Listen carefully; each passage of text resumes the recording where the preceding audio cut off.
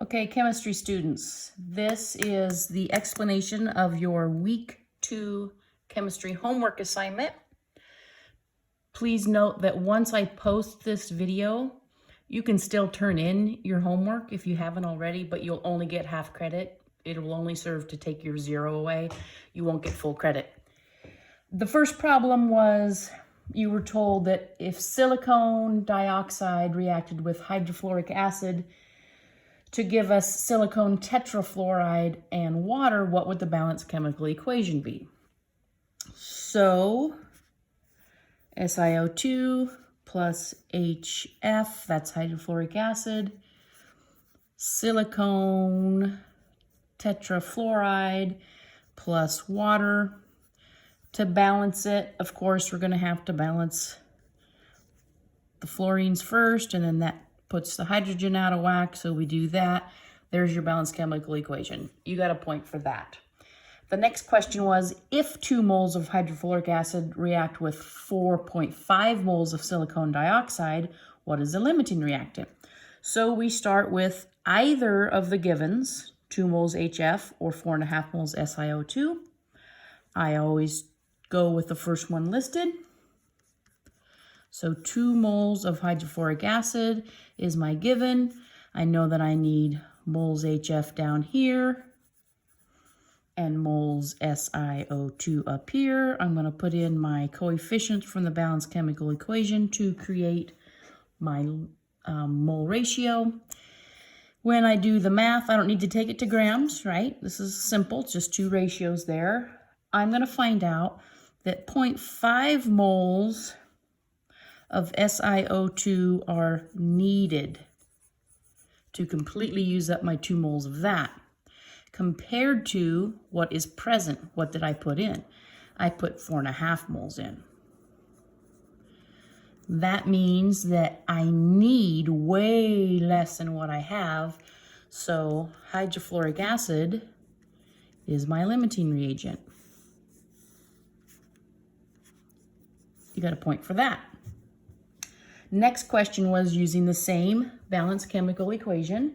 If I have 3.9 grams of silicone dioxide and 5 grams of hydrofluoric acid, what is the limiting reagent? So a new problem, I put different amounts in, and I also gave you the amounts in grams, which is more lab practical. I'm going to go ahead and start with what I was given first, 3.9 grams of SiO2 over 1 being my given. I need to have grams SiO2 down here. I've got to get it to moles so that I can use my mole ratio. I did my math from the periodic table, remembering, if anybody other than Parma students are watching this, we always round to the nearest whole number just to make things more uniform. In an actual lab setting, you would not round the molar masses. So there are 60 grams of silicone dioxide in a mole of silicone dioxide. Now I can jump from mole silicone dioxide to moles of HF by my balanced chemical equation, my coefficient 4 moles. I've got a 1 there. Got to take this to grams. I know that in 1 mole of HF, I have 20 grams of HF. I stick that through the calculator and I find out that 5.2 grams of HF are needed to completely use up that. Then I ask myself, what is present? What did I put in? I only put in 5 grams. I have less than what I need, so once again, HF is my limiting reactant. You got a point for that. Then, continuing on, what is the excess reagent in this same problem, and in what amount is it present? So what I have to do, what you always have to do, is once you identify what your limiting reagent is, that's what you use to calculate everything else. So I have to go back and I have to put in 5 grams of HF as my given. This is my limiting reactant. Once this is used up, it's going to stop. So I know that there are 20 grams of HF in 1 mole of HF, just another molar mass ratio that you guys are really good at doing. Very few of you are still making that mistake. Mole HF to mole silicone dioxide, 4 to 1, again comes from the balanced chemical equation up here, 4 and 1. Got to get that to grams. So what I'm figuring here, remember, is how much silicone dioxide is going to be used up when this is completely used up. When that's used up, everything comes to a screeching halt. I put this through the calculator and I find out that 3.75 grams of silicone dioxide are needed. I put in 3.9 grams. The difference between these two, this is what was needed to use up that. Once that was gone, everything stopped. So I take 3.9 minus 3.75 and I end up with 0.15 grams SiO2 excess. But remember my sig digs, I had a 5 right there, so I would round that to 0.2 grams SiO2 excess. This was worth 2 points, the number and that you properly identified the excess. So I gave you 2 on that one. Now, 3A, I gave you a new chemical equation, aluminum and chlorine combine to form aluminum chloride. Simple synthesis reaction. To balance this out, I need to have a 2, a 3, and a 2. That was not the order we would balance it out. Of course, we would balance out the chlorines first and whatnot. But anyway, we end up with this. That was a point that I gave you for that. Then, if I toss in 4.1 grams of aluminum and 14 grams of chlorine, what is my limiting reagent? So, let's go ahead and start with 4.1 grams aluminum as my given. Grams aluminum to moles aluminum. Remember, I've got to get everything to moles so I can use my mole ratio, which is what compares anything within a balanced chemical equation.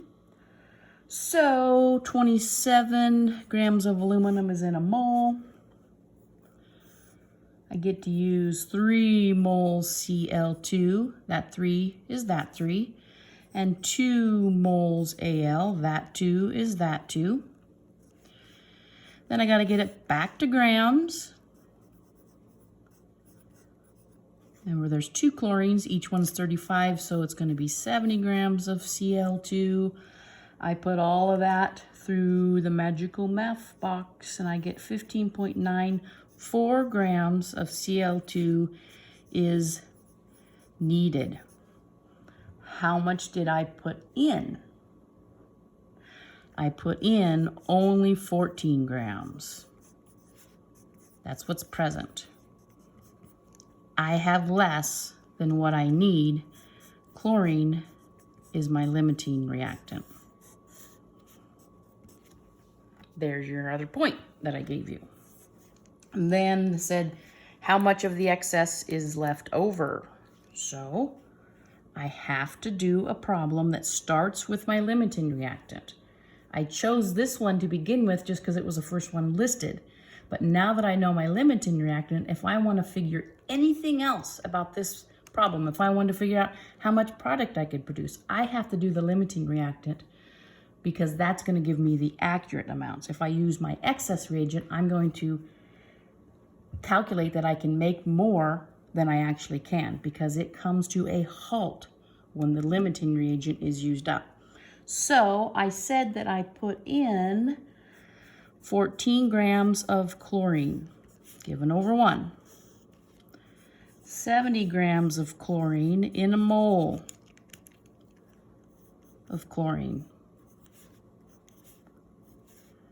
My mole ratio, mole chlorine to moles aluminum, 2, 3, again, 2, 3. I know that 1 mole of aluminum has a mass of 27 grams when we round it, like all Parma Panthers do. And I'm going to find out that I need 3.6. 14 divided by 70 times 2 divided by 3 times 27 is going to be 3.6 grams of aluminum needed. That's what's going to use up my limiting reactant. What did I put in? What did I tell you I put in? I put in 4.1 grams of aluminum.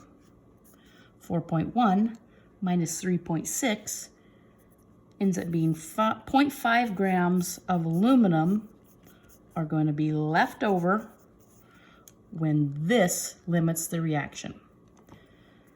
So my limiting reactant, 0.5 grams, you got a point for that, and then you got a point for saying that it was aluminum, so that was 2 points.